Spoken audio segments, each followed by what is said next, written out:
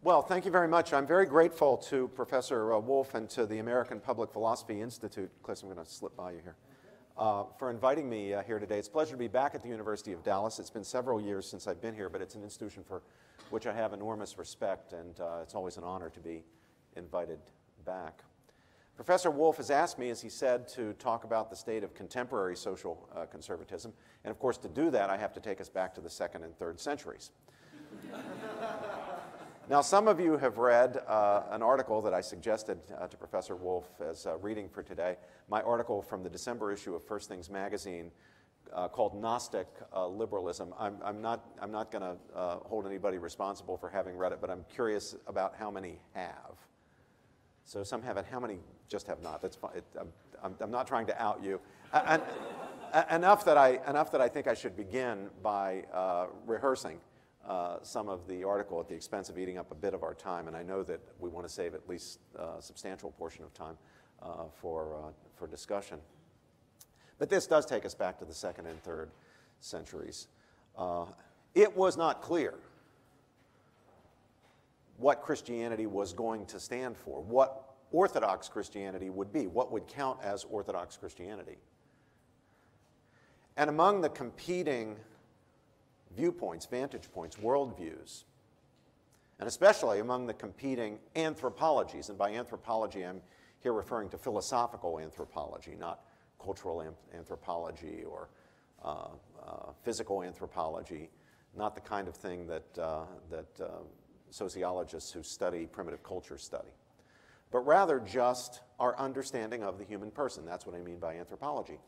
And there were competing anthropologies vying to become Christian orthodoxy, and for that matter, Jewish orthodoxy. And among these was the family of viewpoints that we know as Gnosticism, Gnostiscism. Gnosticism. Now, there are many different forms of Gnosticism.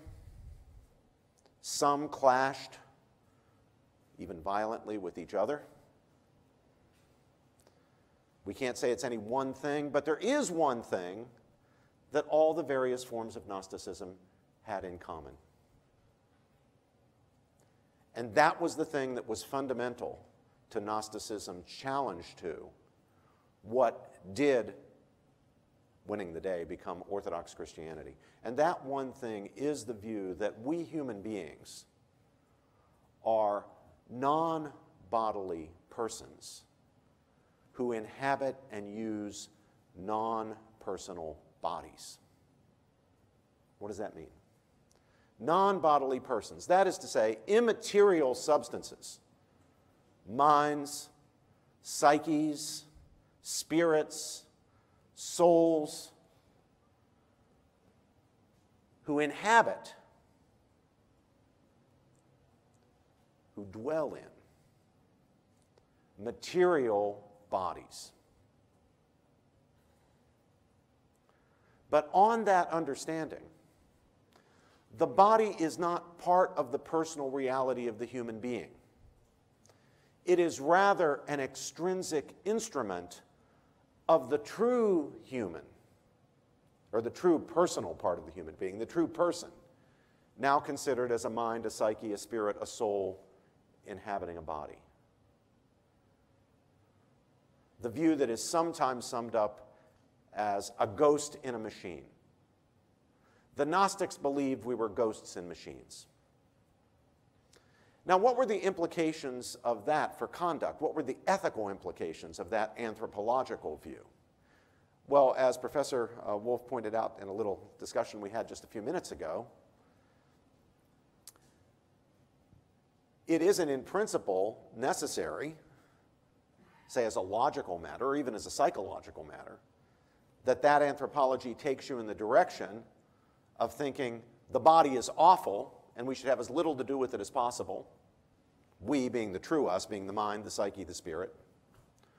Or the view is that, well, the body doesn't matter for much, it doesn't count for much, it does enable us to generate satisfactions in the real self, the psyche, and so we should use the body freely to generate those pleasant experiences, those satisfactions.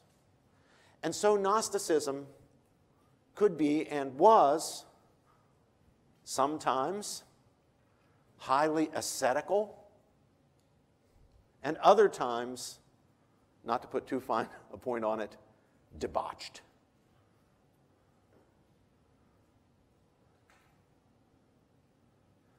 Now, the people who are in favor of debauchery and the people who are in favor of asceticism didn't agree with each other, but both had at the foundation of their view the idea that we're ghosts and machines. This idea was rejected decisively by what became Christian orthodoxy, as well as Jewish orthodoxy. Even in, I believe, the late 2nd century, if I've got the date wrong, Professor Hansen will correct me, Irenaeus, in writing his work Against the Heresies, is condemning Gnosticism, including its person-body dualism. And the Christian church went to the mat to fight that dualism, despite the fact that Christians throughout history have fallen back into it, and from time to time, whether the Middle Ages, whether the Enlightenment, whether the contemporary period, even Christians, even devout Christians, fall back into it, supposing that the best account of the human person from a Christian point of view is as a ghost in a machine. That the real me is the soul, the real me is the spirit, and the body's just this material stuff that we reside in temporarily for the time being. And then we die, and the soul's released, and the soul goes to heaven, and the body rots away. But who cares that the body's rotting away, because the real me is the soul. But the great Christian thinkers have been so hostile to that view and so frightened by its implications for Christian dogma that you find someone like St. Thomas Aquinas saying the following with respect to the doctrine of the resurrection of the body. When I die and my soul goes to heaven, my soul is there, but I am not there. I am not the soul, any more than I am the body. On the Orthodox Christian understanding, I am the body-soul unity. We're not ghosts in machines. The soul doesn't inhabit the body. The soul is rather the substantial form of the body. The person, the complete person, is body and soul united. Now, the Catholic Church has never finally settled the question of whether Aquinas' view was the correct view of the matter, or whether something perhaps a little less dramatic might be true, which is that when I die and my soul is in heaven, but before the resurrection on the last day, I am there, but I am there in a mutilated state. I am not there as a complete person. I will be a complete person only when the resurrection of the body comes and soul and body are united. I've always been struck, to go back even before the 2nd century, by the fact that the earliest Christians, the apostles themselves, went to the mat for the doctrine of the resurrection of the body. After all, why should they? Why should they have done? Think of how much easier it would have been to not have to defend the claim that there was a corpse that was resuscitated, a body that was dead that came back to life, was brought back to life. It would have been so much easier to say, well, Jesus arose spiritually. He's with us because his spirit is with us. And not to make the radical, extreme, scandalous claim that he actually rose physically from the dead. it seems to me that they took the position they took. They defended the doctrine of the resurrection of the body because they believed the whole story was true, that Jesus did in fact rise from the dead. He did enter the room, the locked room, physically, invite Thomas to put his hand in his sides and to explore the wounds and so forth. And also, and relatedly, that they understood that the Christian story, to be a coherent story, to be a true story, had to take account of the fact that we are not just ghosts and machines, that we are body-spirit composites, body-soul composites, that the person is the body-soul unity. Now, Gnosticism was defeated. Christianity came to stand for body-soul unity. And all of Christian ethics was built on that. And the civilizations that were built on Christian ethics were built on that anthropology. But Gnosticism never quite goes away. It was defeated in the early centuries, but it was back in the form of Albigensianism and other heresies in the medieval period, and again in the Enlightenment period, and in some aspects of Reformation Protestantism, and it's back with us today with a vengeance. And that's the thesis of Gnostic Liberalism.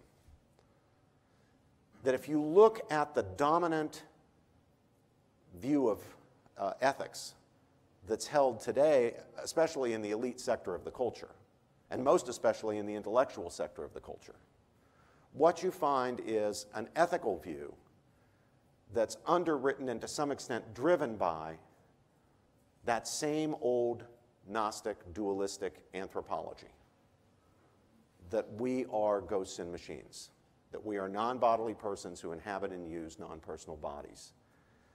That anthropology gives you, if you can grant it, if you're willing to grant it, very plausible arguments for positions that are otherwise extremely difficult to defend. Like, for example, abortion. If you want to defend abortion, it's a bad idea to say, we don't know when life begins. It's a bad idea because we do know when life begins. We don't look it up in the Bible or in the Catechism of the Catholic Church or wait for the magisterium to pronounce on the matter. You know, we look up the basic embryology textbooks that are used in modern medicine and anatomy. Moore and Persaud, O'Reilly and Mueller, Carlson, Larson. There's 7 or 8 standard texts, and they all tell the same story. Life begins when the ovum, spermatozoa meet, immediately, if successful, giving rise to a new organism that's both biologically, functionally, genetically, and genetically distinct from the parents, that will, by integrating its own organic functioning, develop himself or herself, because sex is determined from the very beginning in the human, from the embryonic into and through the fetal, infant, child, and adolescent stages, and ultimately into adulthood with his or her unity and identity and determinateness fully intact, making it true to say, I was once an embryo just as I was once an adolescent, and I was once a child, and I was once a newborn infant, and I was once a fetus. But also making it true to say, I was never a sperm cell or an oocyte. Those were both genetically and functionally parts of other human beings. My parents, they weren't me. And anybody who knows anything about the biology will say what Peter Singer says. Peter Singer, the defender not only of abortion but infanticide. What Peter Singer says to people who try to defend his view, the pro-abortion position, by saying we don't know when life begins. Peter Singer says, that's a really lousy argument because we do know when life begins. Or in any event, we do know that abortion takes a human life. But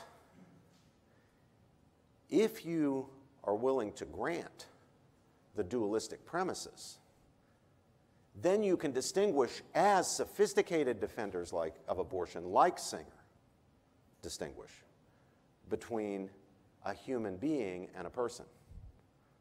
A human being is just a biological member of the species Homo sapiens, whether in the embryonic or fetal or infant or child or adolescent or adult stages. But a person, Singer says, is not a mere human being. To be a person, one must have certain qualities such as self-awareness, awareness of oneself as a creature having desires or interests, persisting over time, and so forth. To be a human body, a living human body, is not necessarily to be a person. And of course, Singer takes it still further and says, to be a person also does not require that you be a living human body.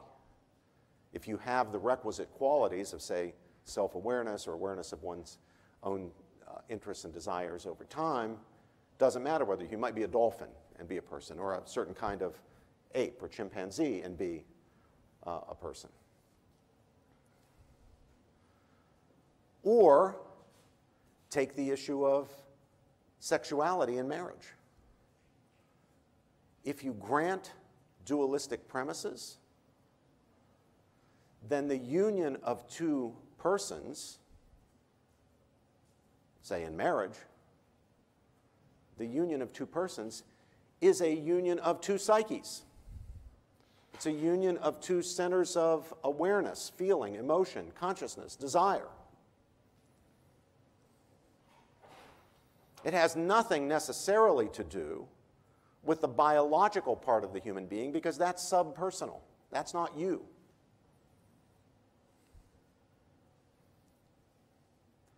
So why can't two persons of the same sex be married? Why should biology matter? Why can't two persons of the same sex be married? If, on the other hand, we are our bodies, whatever else we are, and don't merely inhabit them, then the biblical understanding of marriage as fundamentally a bodily union, that is, fundamentally in the sense that it's a comprehensive sharing of life, including at the affective level, but whose foundation is at the biological level, a biological unity made possible precisely by the sexual reproductive complementarity of male and female. That story begins to make sense of marriage as a distinct form of human association, not just an especially intense friendship, but something distinct and different from an ordinary friendship. All friends, ordinary friendship is a union of hearts and minds, but it's not a union of bodies. Marriage differs in kind and not only degree of intensity, of feeling, because its foundation is at the biological level, where bodies, not as subpersonal instruments for generating satisfactions in psyches, but as actual parts of the personal reality of the human being, unite. And unite as part of a comprehensive sharing of life that extends from the biological to the rational, volitional, affective, spiritual. Or take the hot issue of the day, transgenderism. This is pretty easy to see. The whole slogan, the big slogan of the transgender movement is, biology is not destiny. You are not your body. It's Gnosticism straight up. You are your mind, your psyche, your center of consciousness, your center of feeling or emotion. And it's what you feel or think that makes you male or female, not your biological composition. And this accounts for the outrage The adoption of, whether they are aware they're adopting them or not, the adoption of dualistic premises is what generates the outrage when someone who's not buying transgender ideology has the temerity to say, Bruce Jenner or Caitlyn Jenner or whatever you want to call that person is not a female. He may think he's a female, he may feel like a female or feel like he thinks females feel, but he's a male, organized in every dimension of his being as a male. But if you reject that kind of dualism, then you really can see why biology is destiny. Who you are is in one key dimension, that is sexuality, fixed by your biological reality. And subjective feeling cannot trump objective fact. But if I'm right about all of that, and however one comes down on the substantive moral issues, whether you come down on the side of expressive individualism, liberalism, or on the other side, on the side of, say, traditional Judeo-Christian ethics, you can see that there really is a central driving theme or force or principle or set of principles behind secular liberal ideology, what I've referred to as expressive individualism. And that is that dualistic anthropology. Gnosticism really does ride again. But that means that the view stands or falls intellectually on the credibility of that distinction between person and body. That view that we really are, in some sense or another, ghosts in machines.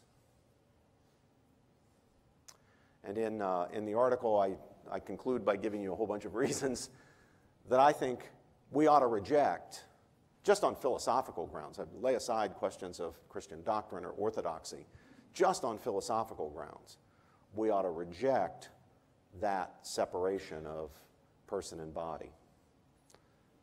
Philosophical reasons that we should embrace what Christians and Jews did embrace in defiance of the Gnostic challenge, and that is the idea that human beings are unities of body and mind, or body and soul, or body and spirit, or body, mind, and spirit. In fact, we can make no sense of our own experience, or since we experience ourselves as unified beings. We can make no sense of our own ordinary experience on the dualistic account of human beings. Every moment of the day, we experience ourselves as unities in that way. And there's absolutely no reason to doubt that. It might be, although I doubt even this, but for the sake of argument, you might consider that some form of person-body dualism could be made logically coherent. But even if it could be made logically coherent, there's no reason to believe it. It's parallel to this. It's logically possible that you or I, right now, are asleep and we're dreaming this. That's logically possible, right? Do we have any reason to believe it? None whatsoever. And it would be silly to suppose right now and to resolve to act on the proposition that we must be dreaming, unless some new evidence would appear. Well, it's the same. Even if you could render person-body dualism logically coherent, you'd have no reason to actually believe it. So if I'm right about all that, then I think modern expressive individualism and everything that it stands for, abortion, sexual freedom, so-called sexual freedom, same-sex marriage, transgenderism, just rests on a mistake. And however powerful it might be in the culture, and I think this is what Chris wanted me to actually talk about. He wanted me to tell you, it's really powerful in the culture right now. I got news for you. It's really powerful. People at Princeton really believe it. You know, NBC News, Silicon Valley, they're all for it. Yeah, it's really powerful. Just like Soviet ideology, communist ideology for your great-grandparents' generation was in a lot of elite intellectual circles really powerful. But like that ideology, Gnostic liberalism is built on the shakiest of philosophical grounds.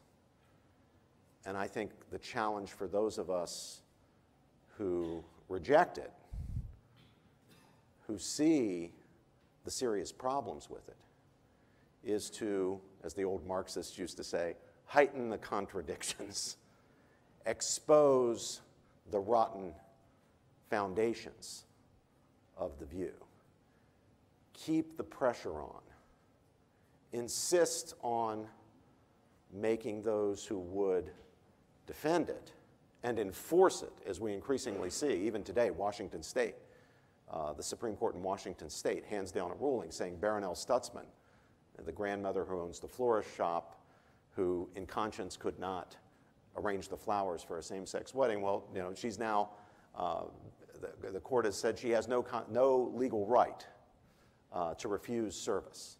So she's got the choice of either violating her conscience or going out of business.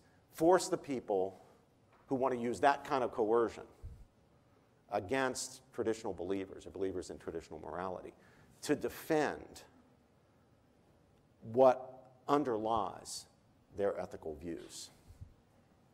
I don't think they can. Now, it's a hard job because it's really powerful out there. Secular, liberal, expressive individualism really is powerful. But Christianity has seen this before. It's been up against very, very powerful forces before. It's been in a situation where it looked like it couldn't survive before. But things have worked out okay. Just have to be willing to be martyrs. Maybe not physically. I hope not physically. But we need to be prepared to take the risks of reputation, of career, of advancement, social standing, in order to stand up for what we believe is true, what we have very, very compelling reasons to believe is true. So I'm not going to tell you that it's easy or that the situation is not dire, but I am here to tell you that the foundations of this powerful view really are rotten. They're very weak. They need the kind of shove that communism got in 1989. And if people are willing to, as President Kennedy once said, with respect to communism, pay any price and bear any burden, and as Christians you sign up for that at baptism, so we're already signed up, it can be overcome. We shall overcome. Happy to talk now. Let's have a chat.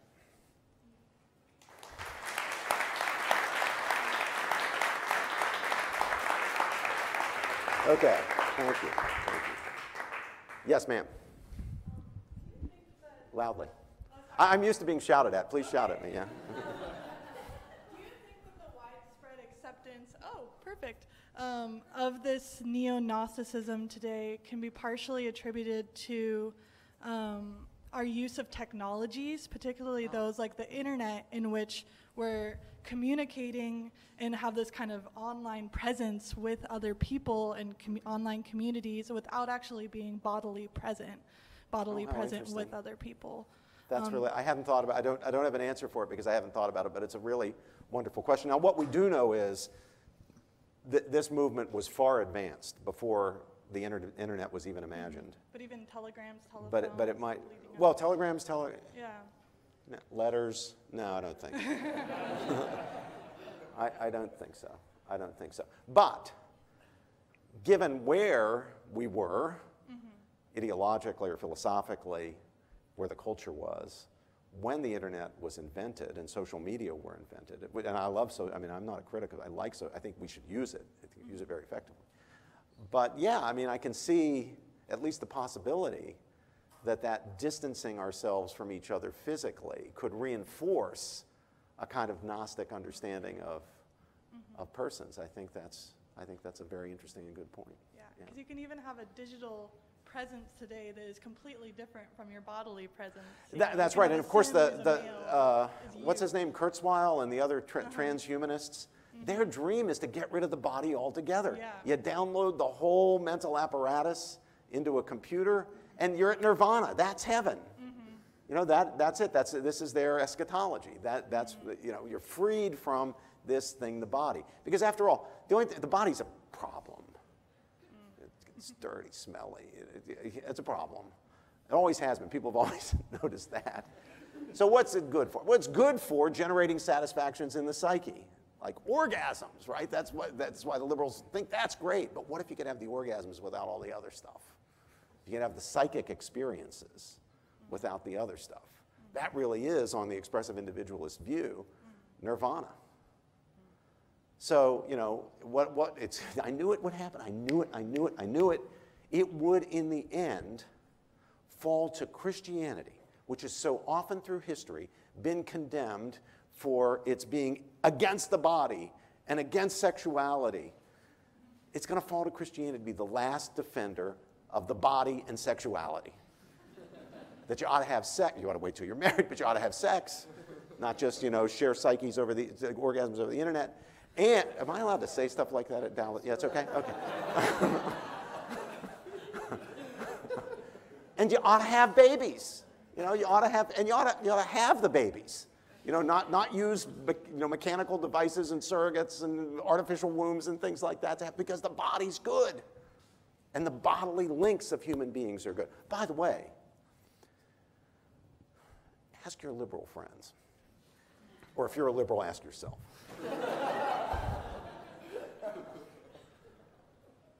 Why should parents be allowed to bring up their own children?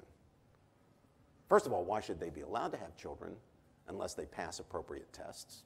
But anyway, lay that aside. Why should they be allowed to rear their own children, bring up their own children, if the children would be better off with another family to which the state could assign them? Let's say a family that's more affluent or less bigoted or more enlightened. Why shouldn't the state bring up children in homes? You know, where they would get the best food, the best professionals, experts, not just somebody who happened to be mom and somebody who happened to be dad. You know, people who are trained in child care. They get the best education. They don't get indoctrinated into religion. Why not?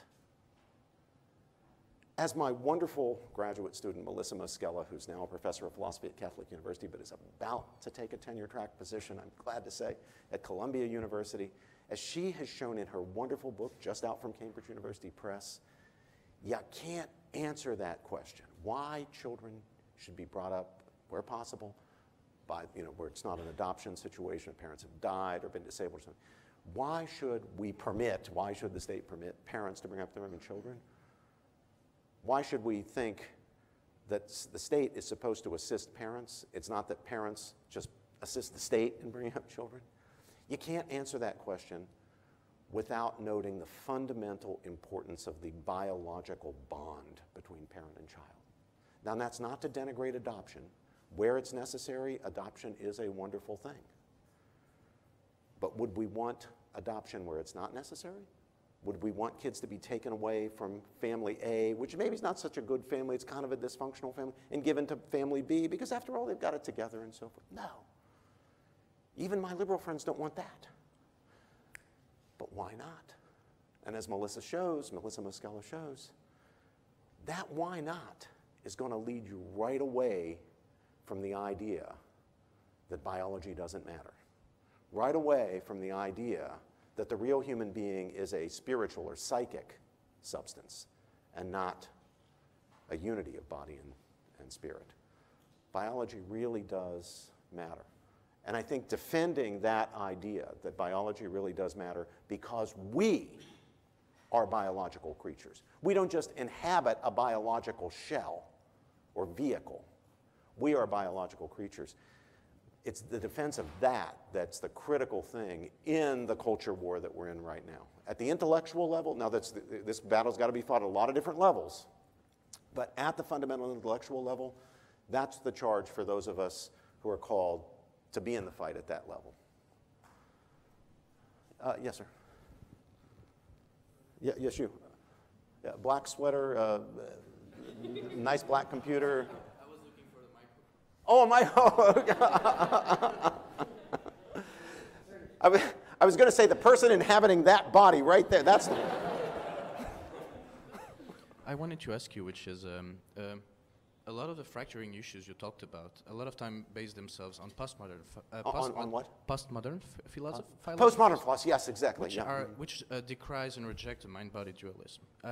Are they still Gnosticisms? Then? Yeah, I think they are. It's one thing to say I reject mind-body dualism. It's another thing to say I have good reasons to reject body-mind dualism. It's another thing to actually reject body-mind dualism. And we, my co-author Patrick Lee and I have a book called Person-Body, what is it called? Body-Self-Dualism. Since Pat basically wrote it, I can't even remember the title. Body-Self-Dualism in Contemporary Ethics and Politics. And one of the things we address in, I can't remember if it's the first or the second chapter, but early on in the book, is the importance of recognizing that people can fall implicitly into positions. They can adopt suppositions of positions that they formally reject, even when they give very good reasons for rejecting them. Think of an example outside the person-body dualism question, the question of relativism.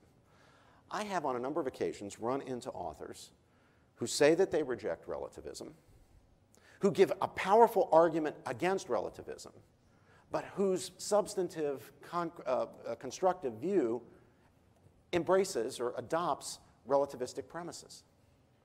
And that's obviously a problem. So it's not enough formally to reject something, or even to give a very good argument against it. You have to make sure, if you're rejecting it, that you're not implicitly or subtly buying into its presuppositions. And so, for example, I can tell you've studied some philosophy. So if you look at writers who claim to be materialists, so they should, substance dualism should be just unavailable to them, right? Nevertheless, you will find them wandering into a form of substance dualism and eking out their formal position simply by saying, well, I know that mind is ultimately reducible to material, so that solves my problem. But there's still, what's doing the work there is that distinction between what ordinary common sense suggests is a non-bodily, immaterial substance and the material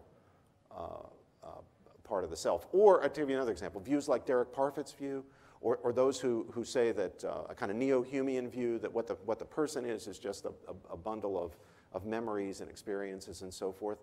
Very frequently, the contemporary defenders of that view fall right into person-body dualism. From your perspective, they will be relativists. From their conceptual shape, they will have built in such a way that they are not relativistic from their own perspective. Shouldn't we go into their own conceptual way of seeing reality and destroy them on their own ground instead of saying they are relativists? No, that's not mutually exclusive. I mean, the answer to that is you do both. I mean, even if they're not, as some are not, dualists, there are very powerful arguments against basic postmodern social constructivist views of the human person or communities formed by human persons and so forth.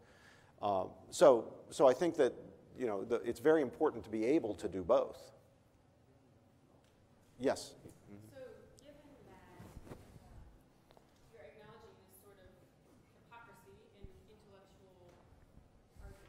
I like to be friendly and call it an inconsistency. Okay. Yeah. Well, I can acknowledge it in us too. But I'm wondering, well, it sounds like you're saying the fight is much larger than just an intellectual battle. Mhm. that the transformation culture requires that somehow we're really living what it is that we claim to believe. So I'm wondering if on a very daily level, given that most of us are immersed in this ideology in different ways, whether just with friends or whatever, Yeah. do you have any specific, just like mundane actions that you would recommend? Like, what can we do to teach people the money's good? You know? Yeah. Get married. Have lots of kids. Do the fun stuff you got to do to have lots of kids. You know? And show the world that the body, our sexuality, marriage, children, love, in the old-fashioned sense of love, not the corrupt, sentimental sense that reduces love to just its affective component. I mean the active willing of the good of the beloved for the sake of the beloved. You know what I mean. Show the world that those are things about which, things we should take joy in. That our story is a joyful story. It's not a bunch of thou shalt nots. And the only reason we have the thou shalt nots is because of the shouts. You know, it's the duties, the obligations are merely specifications of the integral directiveness of the goods that we affirm. The things that are aspects of our well-being and flourishing as the kinds of creatures we are.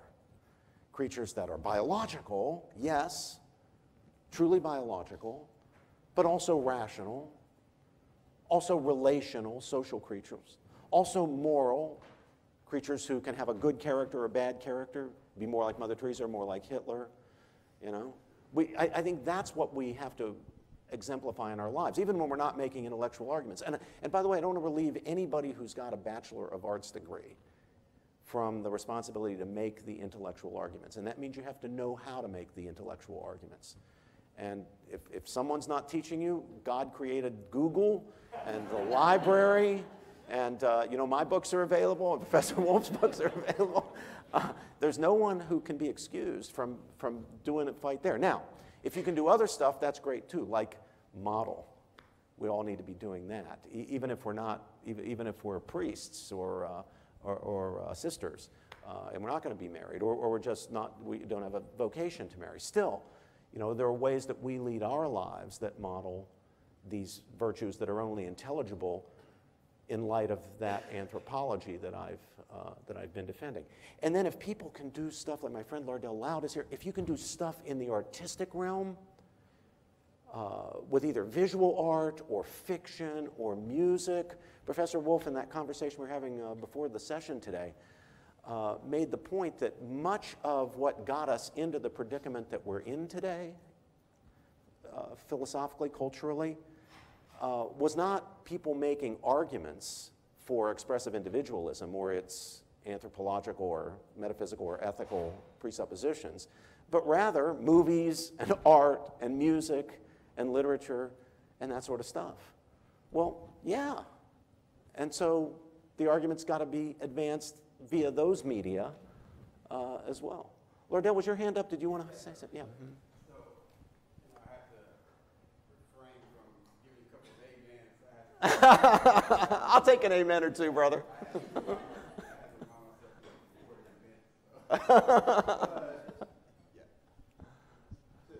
Shouldn't have to because my last name's loud. But Mr. George, I've heard you speak and read, your comments about, or how you elucidated Peter Singer's view about how, he believes in, infanticide and how he espouses the view that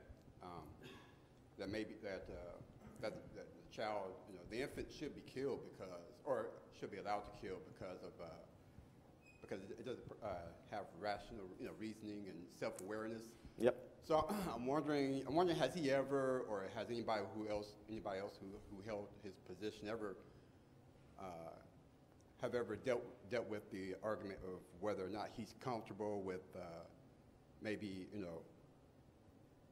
men doing whatever with children, sexual sexual acts, committing sexual acts with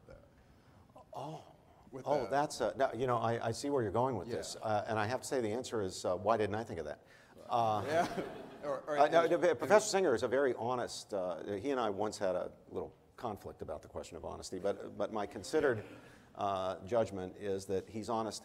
He does follow the logic of his position, is willing to bite the bullet. That's why he's the first to say, look, if you're for abortion, as I am, you should be for the morality of infanticide.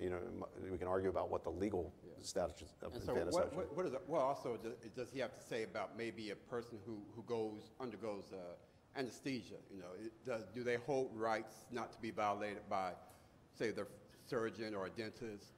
Sure, I can see that's where you're going. I mean, if you can kill the infant, why couldn't you use the infant for sexual pleasure? Right. I mean, he himself has said that in his infamous article, Heavy Petting, that there can't be something intrinsically wrong with having sex with a human being having sex with a non-human animal, so long as there's not a consent issue. And he says you can't just say animals don't consent. If animals don't resist or they don't seem to have any problem with it, you can't. Well, if that's true, your question now, I think, suggests itself. What about using an infant for sexual purposes? Sure. If you could kill him, why couldn't you use him for sexual purposes? Or to extend it further, which you just did, what about a person, would it be intrinsically wrong? Now, we'd have very good reasons, I'm sure he would say, legally for prohibiting this. Right. But let's just lay aside the legal question and just ask, would there be anything actually immoral if undetected, while, let's say, a woman was under anesthesia, a male doctor or male person who was present took advantage of her, but in a way that she would never know about. There would never be any consequences. There would be no transmission of disease, no pregnancy, anything like that. What would be the thing that would be wrong-making about that in itself? And I think that's a very good question. Yes, ma'am.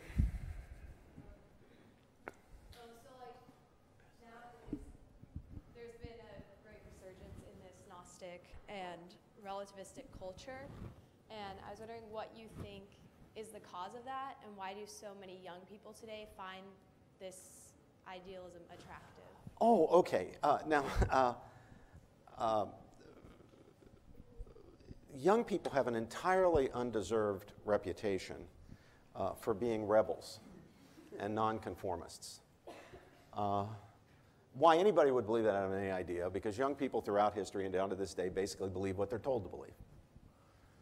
And if you think they're nonconformists, just watch the reaction of a young person if it turns out they bought unfashionable sneakers. The ones that weren't the going thing, the Nikes or whatever the latest fashion is. So I think, most young people believe the dogmas of expressive individualism today because that's what the sophisticated, enlightened, beautiful people think. Their teachers, in many cases their parents, the New York Times editorial board, the movie makers, CBS News, NBC News, MSNBC, and so forth and so on. But it's always been that way. I mean, why did people used to believe things contrary to that? It was basically the same thing. I mean, the culture, the parents, the teachers told them that stuff. But I think the key thing is education, and education is not indoctrination. I don't want to indoctrinate students into my view, and I don't want people on the other side to indoctrinate people in their. And again, I applaud Peter Singer, because he has exactly my view on pedagogy. He doesn't want to indoctrinate people into believing what he believes or into not believing what I believe. And very often when it comes to academic values and academic freedom, Professor Singer and I are exactly on the same side. Sometimes literally signing, position papers together, as we did recently at Princeton. The other aspect of your question that intrigues me, though, is you associated expressive individualism with relativism. And I think I see what you're meaning there. You're meaning what Pope Benedict XVI, meant when he complained about or condemned what do you call it, a dictatorship of relativism, right? But What I find interesting about expressive individualism in its contemporary form, and this has been a change in my own lifetime, is it is quite dramatically not relativistic. None of my colleagues who are in the vanguard of defending any of the ethical positions that I've just told you about defends them on the grounds that there's no moral truth, or that all moral truth is just relative, or everybody makes up their own moral truth or has the right to make up their own moral truth.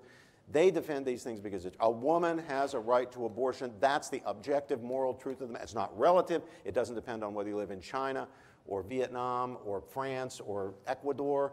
It's universal. It's worldwide. Same with same-sex marriage. Same with sexual freedom. Same with transgenderism.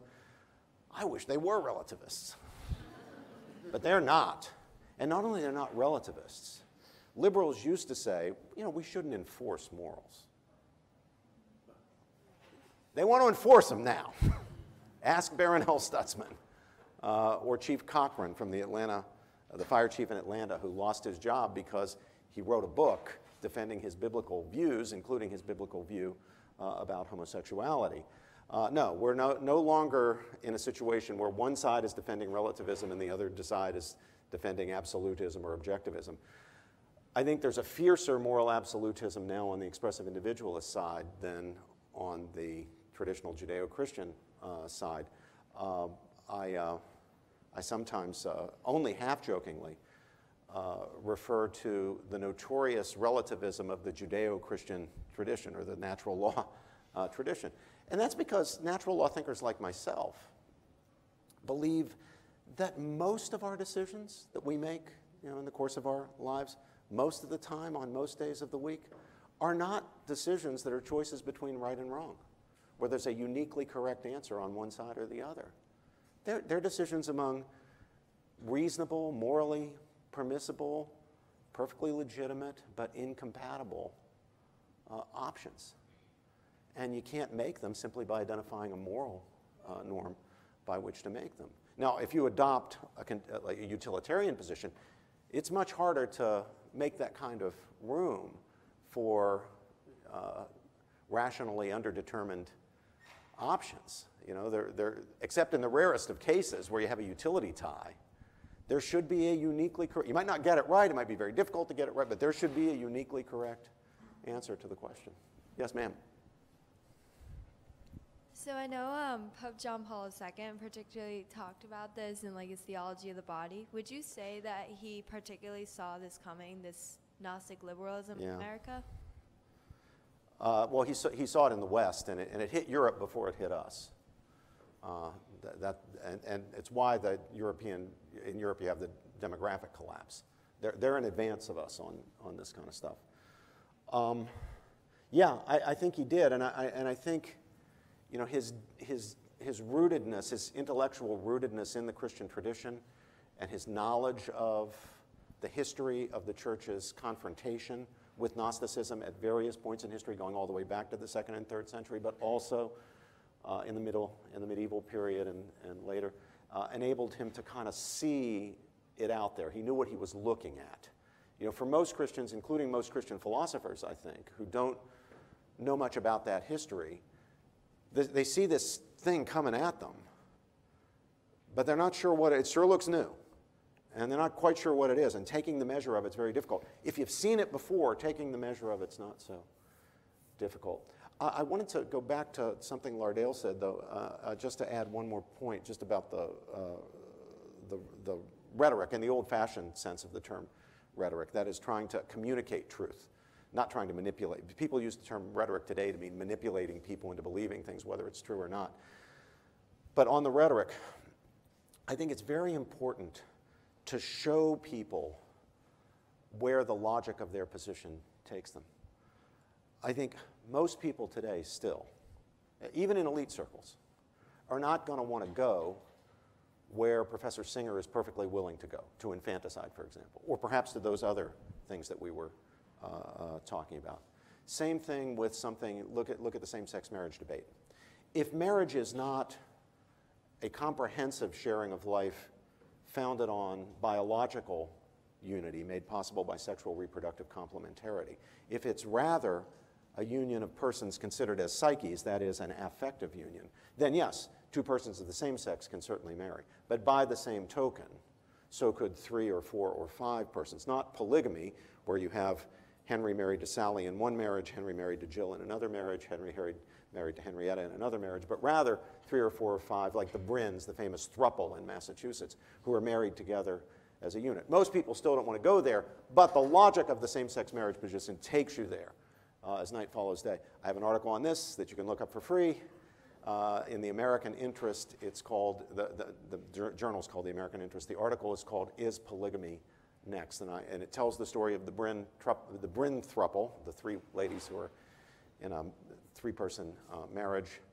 The Chronicle of Higher Education is featuring in the current edition the life of a polyamorous philosopher, fairly well-known philosopher who has outed herself as polyamorous and defends it the way you would if you adopted this view of the human person. So I think making those arguments, we used to call them reductio ad absurdum arguments, but I think showing people the logic of their position is very important.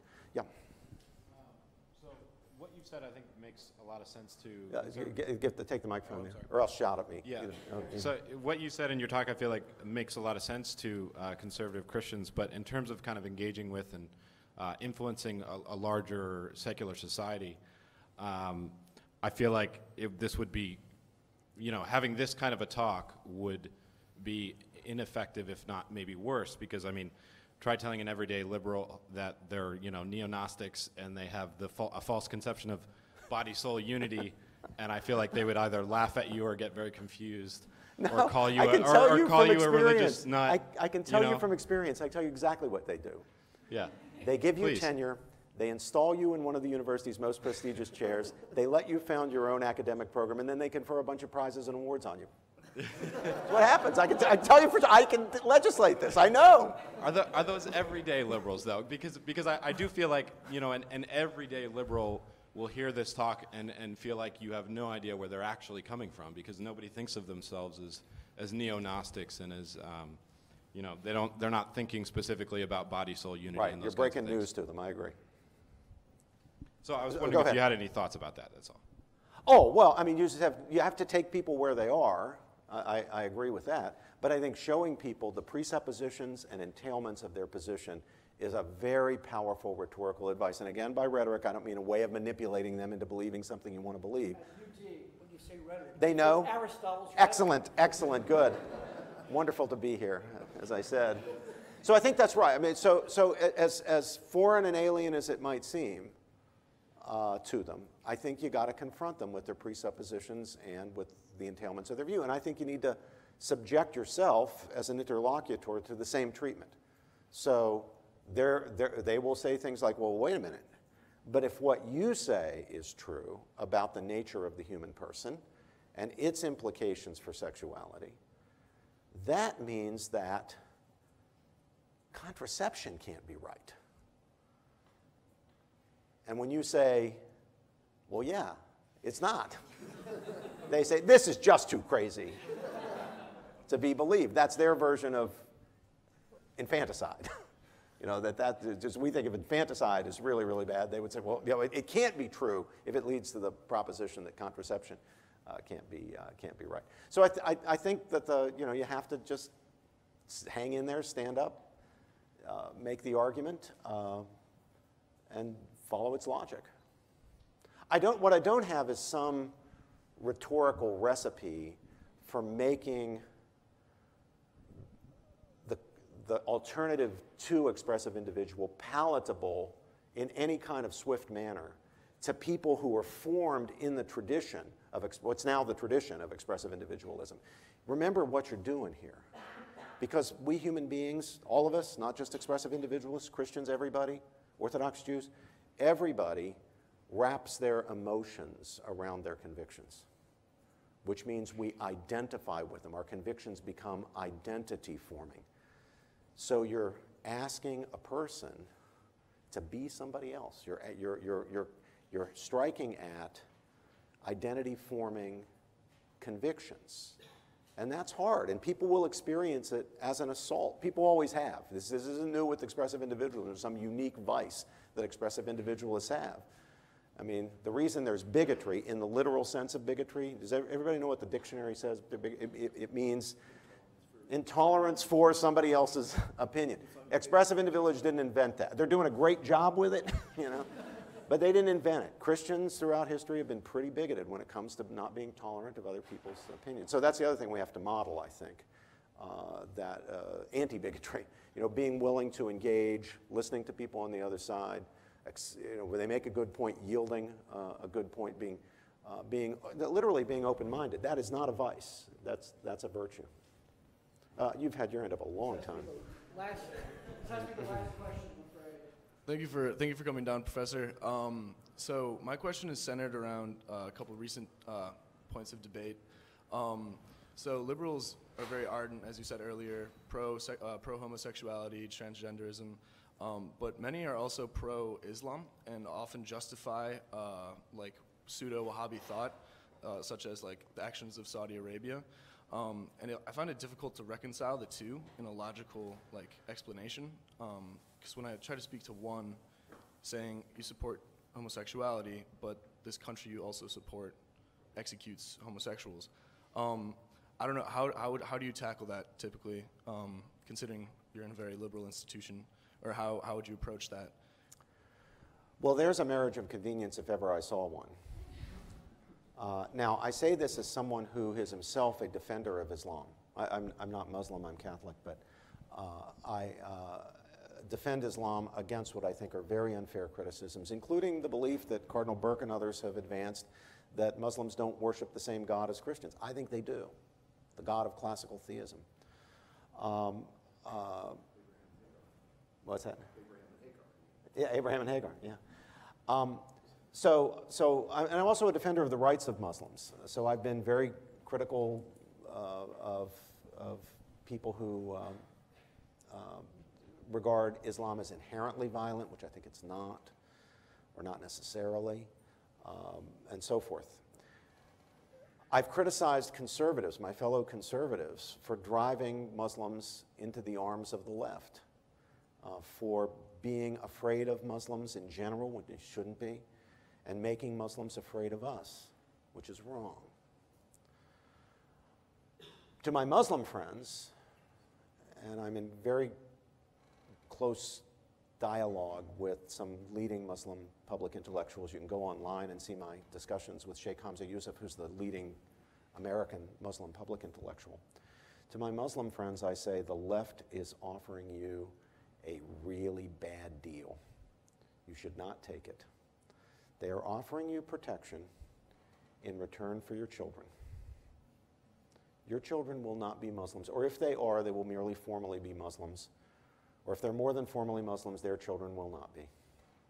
This deal that they have offered will protect you against the big bad conservatives, but in return, you have to accept gay ideology, abortion, transgenderism, the whole expressive individualist agenda is a really bad deal for Muslims.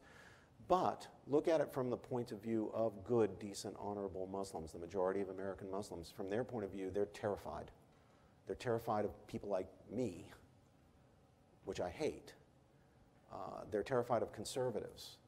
Now, they're not terrified of me because I've spoken out in their defense, but people who fit my description in including Catholics, despite the clear, unequivocal teaching of the Catholic Church at the Second Vatican Council in the document Nostra Aetate, which I recommend strongly to everybody in this room. If you have not read Nostra Aetate, you should.